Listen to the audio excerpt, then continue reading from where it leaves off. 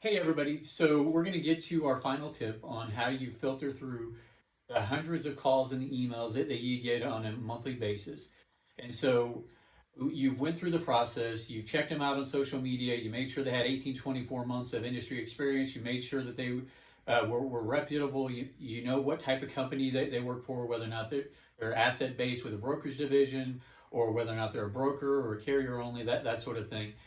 And um, so now you're at the point you've had the 5 to 7 calls that I told you about in our last video, where you called your top 5 to 7 options, and you narrowed that down to your top two or three. Now it's time to give these top two or three one load to see how they do. Give them a reasonable load. Make sure it's not the hardest load out there, but give them a reasonable load. Check them out, try them out, see how they do. Do they price it reasonably? Did the truck show up and deliver on time?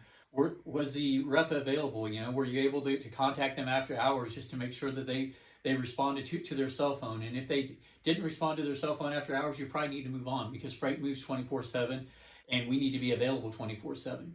So just different things like that. If the load picked up and delivered fine, pricing was good, service was good, then you found you a great option, to add to your roster. But if they did a bad job, then obviously it goes into the do not use folder, and at least you're only dealing with a headache on one load.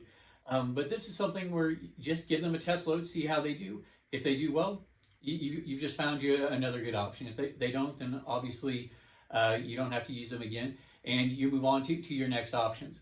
But if you go through this process that we talked about, this 7 or 8 step process, you should be able to eliminate a lot of the people who you don't want working for you, find you an experienced and quality transportation provider that can provide you some great service. So I hope these tips have helped you, and I'm looking forward to future videos on different topics. I appreciate it. Thank you.